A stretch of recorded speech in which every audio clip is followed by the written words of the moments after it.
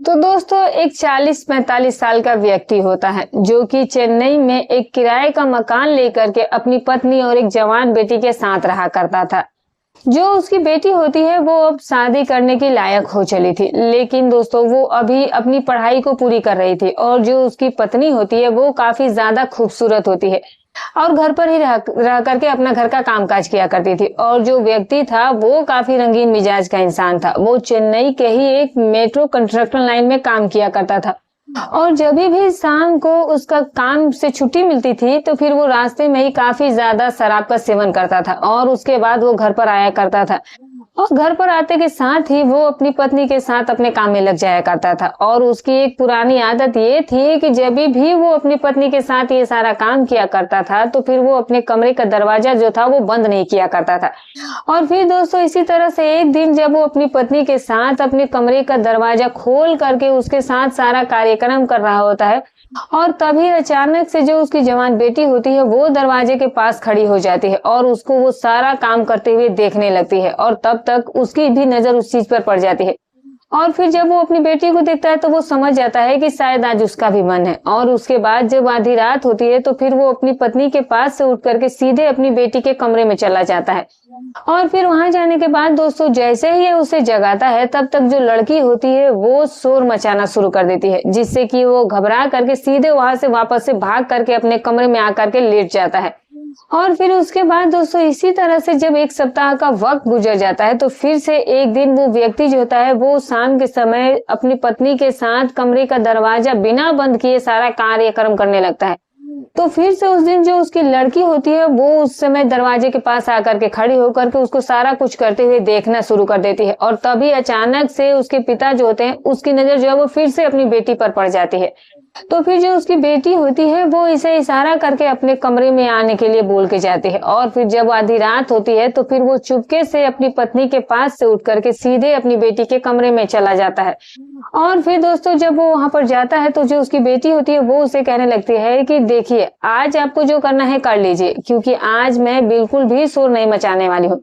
और फिर उसके बाद दोस्तों जो उसका पिता था वो अपनी बेटी के ही साथ सारी हदों को पार कर देता है। तो दोस्तों आखिरकार वो जो लड़की थी वो उस व्यक्ति के रिश्ते में क्या लगती थी और जो उसका पिता था वो अपनी ही बेटी के साथ भला ऐसा काम क्यों कर रहा था। अगर आप लोग इस कहानी के पूरे घटनाक्रम को विस्तार से जानेंगे तो यकीन मानिए दोस्तों आपके पैरों तले से जमीन खिसक जाएगी। तो वीडियो को अंत तक जरूर देखिएगा दोस्तों, क्योंकि आज की जो कहानी है वो बहुत ही रोचक और बहुत ही इंटरेस्टिंग होने वाली है और इस कहानी से आपको बहुत कुछ सीखने और समझने को भी मिलने वाला है। तो दोस्तों अगर आपको ये कहानी पसंद आ जाए तो प्लीज लाइक कर दीजिएगा और अगर चैनल पर नए हैं तो चैनल को सब्सक्राइब करने के साथ साथ एक प्यारा सा कमेंट भी कर दीजिएगा ताकि मेरा हौसला बढ़ता रहे और मेरी आने वाली वीडियोस आपको मिलती रहे। तो चलिए दोस्तों अब बिना देरी किए आज की कहानी की शुरुआत करते हैं। नमस्कार दोस्तों। तो दोस्तों ये जो कहानी है वो बाप बेटे के रिश्ते पर आधारित एक सच्ची घटना है। तो दोस्तों एक छोटा सा गांव होता है और उस गांव में एक 40-45 साल का व्यक्ति होता है और वो अपनी पत्नी के साथ रहा करता था। दोस्तों उस व्यक्ति का नाम विजय होता है और उसकी जो शादी हुई थी वो लगभग 6 साल उसकी शादी को बीते थे, लेकिन अभी जो उसकी पत्नी थी अभी तक मां नहीं बन पाई थी और जिसके वजह से हमेशा ही उसका अपनी पत्नी के साथ विवाद होता ही रहता था इस बात को लेकर के। और आए दिन उनकी छोटी छोटी झगड़े जो थे वो बड़े बड़े विवाद का कारण बनने लगे थे, क्योंकि जो उसकी पत्नी होती है वो कहीं ना कहीं उसमें कुछ कमी थी और वो जो विजय था वो अपनी पत्नी के ऊपर प्रेशर इस चीज के लिए डाला करता था कि तुम जल्दी से जल्दी माँ बन जाओ और जल्द से जल्द मुझे बच्चा दे दो, वरना फिर मैं कोई दूसरी शादी कर लूंगा। लेकिन दोस्तों वो सिर्फ ऊपरी मन से अपनी दूसरी शादी की बात किया करता था ताकि उसकी पत्नी डर जाए, क्योंकि वो कहीं ना कहीं अपनी पत्नी से बहुत प्यार करता था और उसकी पत्नी थी भी बहुत खूबसूरत और वो किसी भी हाल में वो अपनी पत्नी को खोना नहीं चाहता था। लेकिन फिर भी रोज रात के समय में दोनों इसी बात को लेकर के दोनों के बीच विवाद होता था और आए दिन जो उनके पड़ोसी हुआ करते हैं वो लोग उनके झगड़े से भी तंग आ चुके थे। और फिर दोस्तों एक दिन की बात होती है, उनके पड़ोस में एक व्यक्ति होता है जो कि विजय के रिश्ते में चाचा लगा करता था। और फिर दोस्तों वो एक दिन विजय के घर पर आता है और फिर वहां आने के बाद वो विजय की पत्नी से विजय की दूसरी शादी के बारे में बात करने लगता है। तो फिर जो विजय की पत्नी होती है वो उस व्यक्ति से कहने लगती है कि मैं मैं तो इनको कह रही हूँ कि अब हो सकता है कि मुझे बच्चा ना हो तो आप शादी कर लीजिए, लेकिन फिर भी ये अब मान नहीं रहे। पहले तो ये मुझसे कहते थे, लेकिन अब मैं उनसे कह रही हूँ तभी नहीं कर रहे, सिर्फ और सिर्फ मुझसे झगड़ा करते हैं।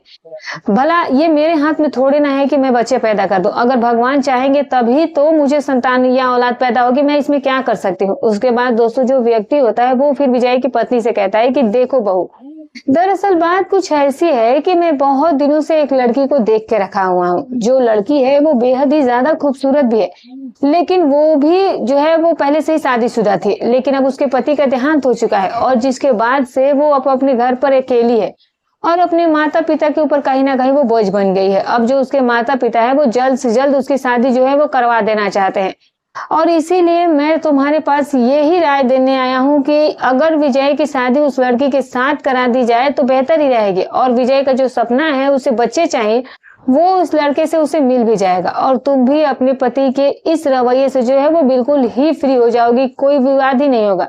अब रोज रोज के तुम दोनों का जो ये विवाद है वो तो सारे लोगों को पता चल चुका है। कहीं ना कहीं वो व्यक्ति जो होता है वो उसकी पत्नी को मनाने की कोशिश कर रहा था, और अब पत्नी भी जानती थी क्योंकि उसमें कुछ ऐसी कमी थी जिससे कि वो मां नहीं बन पा रही थी, और इसीलिए वो भी अब हार मानकर यही कहती है कि ठीक है, फिर अगर मैं नहीं मां बन सकती हूँ तो ठीक है कि वो उसके पति जो है वो दूसरी शादी करके अपनी बच्चे को जो है वो पालेंगे। और इसी तरह से दोस्तों अब वो चाचा जो उनके आए थे वो उन्हें ऐसा ही एडवाइस दे रहे थे।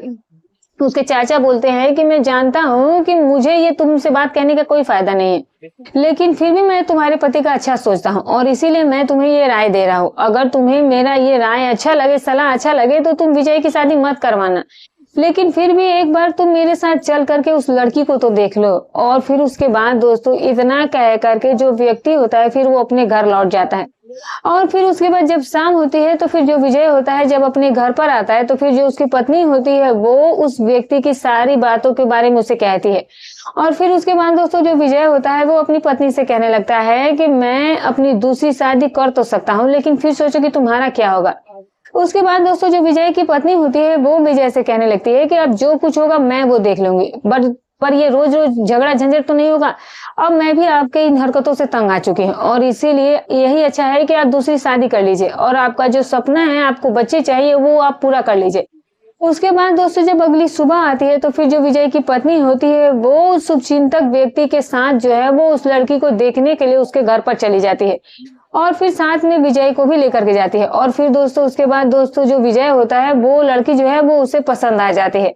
और फिर उसके बाद दोस्तों शादी की जो 3 तारीख होती है वो तय कर दी जाती है। और फिर उसके बाद जब कुछ दिन बीत जाते हैं तो फिर जो विजय होता है वो उस लड़की के साथ शादी करके अपने घर उसे दुल्हन बना करके ले आता है।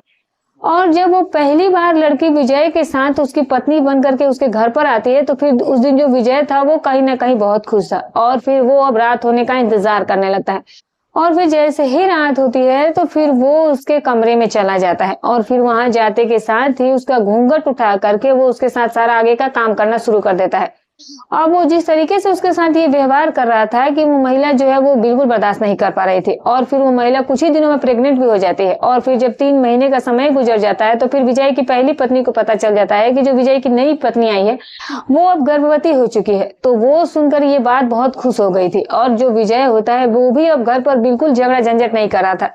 अब शाम को वो सीधा काम से घर वापस आता था और आते के ही साथ अपनी दूसरी पत्नी के साथ वो अपने काम में लग जाया करता था। और दोस्तों अब धीरे धीरे उसकी पहली पत्नी से काफी ज्यादा उसकी नजदीकियां जो थी वो खत्म हो चुकी थी और फिर वो अपनी दूसरी पत्नी के साथ ज्यादा ही समय बिताने लगा था, क्योंकि विजय भी कहीं ना कहीं रंगीन मिजाज का इंसान था। वो रोज ही अपनी दूसरी पत्नी के साथ सारा कार्यक्रम करता था और दोस्तों फिर इसी तरह से वो अपनी सारी इच्छाओं को पूरा कर लिया करता था। और अब धीरे धीरे वो भी एक दिन समय आ जाता है कि जो उसकी दूसरी पत्नी होती है वो अब एक बेटी को भी जन्म देती है और जिसके बाद विजय जो था वो काफी खुश हो गया था। लेकिन दोस्तों इत्तेफाक से जो उसकी दूसरी पत्नी होती है वो बच्चे को जन्म देते के साथ ही इस दुनिया को छोड़ करके चली जाती है और जिसकी वजह से उसका जो पति था वो काफी दुखी हो गया था। एक तरफ तो उसे अपने बच्चे होने का खुशी हुआ था, लेकिन दूसरी ओर पत्नी की इस दुनिया से अचानक चले जाने से उसको बहुत बड़ा झटका लगा था। और फिर उसके बाद वो अपनी बेटी का लालन पालन शुरू कर देता है और फिर उसके बाद से जो उसकी पहली पत्नी होती है वो भी अब उसके करीब आने लगती है और अब इसी तरह से एक दिन की बात होती है कि जो विजय होता है वो अपनी उस शुभचिंतक जो अंकल होते हैं, जो उसके चाचा होते हैं, उन्हें घर पर बुलाता है। और जब वो व्यक्ति विजय के घर पर आता है तो फिर विजय उसे कहने लगता है कि देखिए चाचा जी, अब मेरी पत्नी तो इस दुनिया में रही नहीं और इसीलिए अब मेरा यहाँ पर रहने का थोड़ा सा भी दिल नहीं करता, मेरा मन यहाँ नहीं लगता है। तो फिर मैं अब ये सोच रहा हूँ कि आप ही मेरी बेटी को गोद ले लीजिए और आप ही इसका पालन पोषण करिए। और अब मैं अपनी पत्नी को लेकर के चेन्नई जा रहा हूँ, वहीं पर अब मैं रहना चाहता हूँ और हर महीने कुछ न कुछ रुपए पैसे मैं आपके अकाउंट में भेज दिया करूंगा, जिससे कि आप मेरी इस बच्ची का पालन पोषण करिएगा। और फिर उसके बाद दोस्तों जो उसके शुभचिंतक चाचा होते हैं वो उसकी बातों को मान जाते हैं और फिर उसकी बेटी को वो गोद ले लेता है। और फिर गोद लेने के बाद उसका नाम वो किरण रख देता है। और फिर उसके बाद दोस्तों जो विजय होता है वो अपनी पहली पत्नी को लेकर के चेन्नई चला जाता है। और फिर चेन्नई जाने के बाद वो वहीं पर एक किराए का मकान लेकर के अपनी पहली ही पत्नी के साथ रहने लगता है।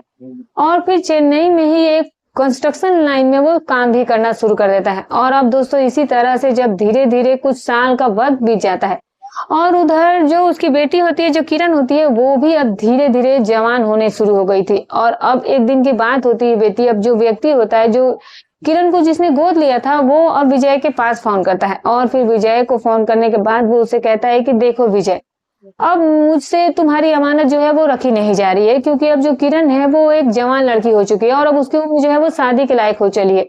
तो इसीलिए अब तुम अपनी अमानत को अपने पास ले जा करके रखो। और किरण की आदत जो है वो भी दिन प्रतिदिन बिगड़ती ही जा रही है, क्योंकि दोस्तों जो किरण होती है, जब भी वो स्कूल में पढ़ने के लिए जाया करती थी तो फिर वहां उसके स्कूल के ही कुछ ऐसे लोफर लड़के हुआ करते थे जिनके संपर्क में किरण जो थी वो आ गई थी। और किरण जो थी वो अक्सर ही उनके साथ घर से बाहर मिला करती थी और अपनी जरूरतों को उनके साथ मिलकर के पूरा करने लगी थी। और फिर दोस्तों जब विजय को अपनी बेटी किरण के इस व्यवहार के बारे में पता चलता है तो फिर दोस्तों वो जो व्यक्ति होता है वो फिर अपने चाचा से कहने लगता है कि ठीक है, फिर आप फौरन ही किरण को मेरे पास चेन्नई भेज दीजिए। वो यहाँ मेरे ही पास आकर के रहेगी तो बिल्कुल ही सुधर जाएगी, वरना तो फिर आपके पास अगर वो कुछ दिन और रहेगी तो हो सकता है कि वो हमारा नाम ही काफी ज्यादा बदनाम कर देगी। और उसके बाद दोस्तों जो उसके चाचा होते हैं वो किरण को चेन्नई की ट्रेन पकड़ा देते हैं। और उसके बाद दोस्तों जो किरण होती है वो अब ट्रेन से सीधे चेन्नई अपने माता पिता के पास पहुंच जाती है। और फिर जब वो वहां पर जाती है तो फिर जो विजय होता है वो अपनी बेटी किरण को देख करके काफी ज्यादा खुश हुआ था। और उसके बाद जो किरण होती है वो अपने माता पिता के साथ अब उस किराए के मकान में रहना शुरू कर देती है। लेकिन दोस्तों जो विजय होता है उसकी एक पुरानी आदत थी, जब ये भी शाम को अपने काम से वापस लौट करके आया करता था तो फिर रास्ते में ही वो इतना ज्यादा शराब का सेवन कर लेता था कि थोड़ा सा वो उसे सूझबूझ और समझ नहीं रह जाता था। और फिर वो घर आते के ही साथ अपनी पत्नी के साथ जाकर के बेडरूम में लेकर चला जाता था।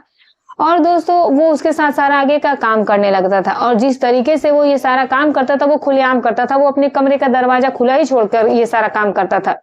और फिर दोस्तों इसी तरह जब किरण को अपने माता पिता के साथ रहते हुए 1 महीने का समय गुजर जाता है तो फिर एक दिन जो विजय होता है वो शाम के समय में शराब पी करके घर पर चला आता है। और फिर आते के साथ ही दरवाजा खुला छोड़ करके अपनी पत्नी के साथ वो जो है वो काम करना शुरू कर देता है। और उसी दरमियान जो उसकी पत्नी होती है वो कुछ अजीब अजीब आवाजें निकालना शुरू कर देती है। और जिसके बाद दोस्तों जो किरण होती है वो बगल वाले कमरे में अपना बैठ करके उस वक्त पढ़ाई कर रही होती है और तभी अचानक से उसे वो आवाजें सुनाई देने लगती है। तो फिर वो दौड़ करके उस दरवाजे के पास आ जाती है और फिर वहीं पर खड़ी होकर के उन दोनों को वो सारा काम करते हुए देखने लगती है।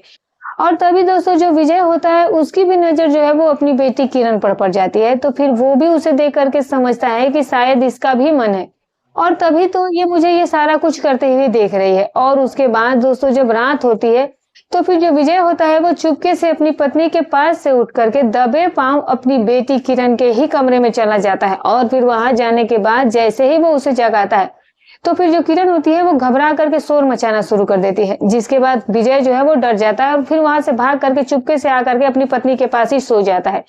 और अब दोस्तों इसी तरह से जब 1 सप्ताह का और समय बीत जाता है तो फिर से एक दिन जो विजय होता है वो अपने काम से वापस घर लौटते समय काफी ज्यादा शराब का सेवन कर लेता है, जिसके बाद अब उसे चला भी नहीं जा रहा था, उसे खड़ा भी नहीं हुआ जा रहा था। और फिर वो घर आते के ही साथ अपनी पत्नी के साथ लग जाया करता था और उस समय भी वो अपने कमरे का दरवाजा खोलकर ये सारा काम कर रहा था। जिसके बाद उसकी पत्नी जो है वो कुछ आवाजें करने लगती है और तभी किरण को फिर से उसकी जो आवाज होती है वो सुनाई दे जाती है। और दोस्तों फिर से वो उसी दरवाजे के पास जाकर के खड़ी हो जाती है जो किरण होती है, और फिर उन दोनों को ये सारा काम करते हुए देखने लगती है। और तभी जो विजय होता है उसकी नजर अपनी बेटी किरण पर पड़ जाती है। तो फिर जो किरण होती है वो विजय को इशारा करके अपने कमरे में आने के लिए बोलती है। अब जो विजय होता है वो फिर रात होने के बाद अब सीधे किरण के कमरे में चला जाता है। और दोस्तों जब वो वहां पर जाता है तो किरण विजय से कहने लगती है कि देखिए आज आपको जो करना है कर लीजिए, लेकिन मैं शोर नहीं करने वाली हूँ। और फिर उसके बाद दोस्तों जब विजय किरण की इतनी बातों को सुनता है तो फिर वो काफी ज्यादा खुश हो जाता है। और फिर दोस्तों उसकी हरी झंडी का इशारा पा करके वो जो उस विजय होता है उसके साथ सारा कार्यक्रम करने लगता है। अब जब विजय उसके साथ ये सब कुछ करना शुरू करता है तो किरण कहती है कि देख लो अभी मैं बिल्कुल कुंवारी हूँ, तो इसीलिए तुम्हें जो कुछ भी करना है वो संभल कर करना है। लेकिन दोस्तों जो विजय होता है वो तो काफी ज्यादा शराब का नशा किया हुआ, तो उसे कोई भी सूझ नहीं था। और फिर वो इस कदर से किरण के साथ सारा कुछ करता है कि वो किरण सह नहीं पाती है और फिर वो उसी समय बेहोश हो जाती है। और फिर उसके बाद दोस्तों जब विजय किरण की हालत को खराब होते हुए देखता है तो वो काफी ज्यादा घबरा जाता है और फिर वो दौड़ करके अपनी पत्नी के पास जाता है और फिर वहां आने के बाद अपनी पत्नी को जल्दी से जगाता है और फिर उसके बाद वो उसे किरण के कमरे में लेकर के जाता है। और दोस्तों जब उसकी पत्नी किरण की ये हालत देखती है तो वो भी काफी ज्यादा घबरा जाती है। और फिर वो लोग तुरंत ही किरण को हॉस्पिटल लेकर के जाते हैं और फिर वहां ले जाने के बाद किरण को एडमिट कर दिया जाता है। और उसके बाद जो डॉक्टर होते हैं वो लोग किरण का इलाज करना शुरू करते हैं और उसके बाद लगभग 15 दिनों तक जो किरण होती है वो उसी हॉस्पिटल में एडमिट रहती है। और उसके बाद जब वो अच्छी तरह से बिल्कुल स्वस्थ हो जाती है तो फिर जो विजय होता है वो किरण को अपने साथ लेकर के घर आता है और फिर घर लाने के बाद दोस्तों वो किरण के पैरों में गिर करके माफी मांगने लगता है और कहता है किरण से कि मैं तुम्हें कभी भी पिता का सुख नहीं दे पाया था। जब से तुम पैदा हुई थी तब से मैं तुम्हें अनदेखा ही कर रहा था, क्योंकि तुम्हारे जन्म के साथ ही तुम अपनी माँ को तुम्हारी माँ इस दुनिया से चली गई थी और जिसकी वजह से मैं तुम्हें पसंद नहीं करता था और मैंने तुम्हें कभी अपनी बेटी समझा ही नहीं और इसीलिए मैंने तुम्हारे साथ ये सब हरकत भी करी। तो कहीं ना कहीं मैं बहुत बड़ा पापी इंसान हूँ। और वो अपनी गलती की माफी मांग रहा था। और फिर जो किरण होती है वो अपने सौतेले बाप से कहती है कि दरअसल गलती आप में भी नहीं है, क्योंकि मैं भी गांव पर अकेली रही हूँ और मुझे भी कोई शिक्षा या कुछ सीख देने वाले माता पिता नहीं थे मेरे साथ, और जिसकी वजह से मैं भी कहीं ना कहीं रास्ता भटक गई थी और जिसकी वजह से मेरी संगत भी गलत लड़कों के साथ हो गई थी और मैं उन्हीं के साथ ज्यादातर समय बिताया करती थी और जिसकी वजह से मुझे भी कहीं ना कहीं इस चीज की आदत हो गई थी। और फिर जब मैं तुम्हारे पास गई तो फिर मुझे तुम दोनों का ये सारा काम करते हुए देख करके रहा नहीं गया और जिसके बाद मैंने आपको कमरे में बुला लिया और फिर आपके साथ ये मैं गलत काम करने लगी। लेकिन मुझे क्या पता था कि तुम जो है वो मेरे सौतेले बाप की तरह निकलोगे और मेरे साथ तुम सारी हदों को पार कर देगे। और फिर उसके बाद दोस्तों जो विजय होता है वो काफी ज्यादा शर्मिंदा महसूस करता है और फिर वो किरण से माफी मांगते हुए कहता है कि किरण, अब मैं अपने बाप होने का फर्ज निभाऊंगा और मुझसे जो हुआ वो नशे में हुआ है। और फिर दोस्तों उसके बाद वो किरण को अपने साथ लेकर गांव आता है और गांव आने के बाद वो किरण के एक अच्छा सा लड़का देख करके शादी करके विदा कर देता है। और फिर दोस्तों उसके बाद वो अपनी पत्नी के साथ अब गांव में ही रहने लगा और अब चेन्नई का उसने काम भी छोड़ दिया। तो दोस्तों आज की जो कहानी थी बस यही तक थी। आपको कैसी लगी कमेंट करके जरूर बताइएगा। और हाँ दोस्तों, इस कहानी को सुनाने का मकसद हमारा किसी के दिल को दुखाना नहीं है, ना ही किसी की भावनाओं को आहत करना है। बस केवल ये कहानी जो है वो आपको जागरूक और सचेत करने के उद्देश्य से मैंने बताया है दोस्तों, ताकि लोगों को भी इस तरह की कहानी और घटना के बारे में पता चल सके कि आखिरकार दोस्तों जो उस तरह के सौतेले बाप हो वो अपनी बेटी तक को नहीं छोड़ते हैं। तो दोस्तों यही रही कहानी। तो दोस्तों फिर मिलूंगी कल एक और नई रोचक कहानी के साथ। तब तक अपना और अपने परिवार का ख्याल रखें।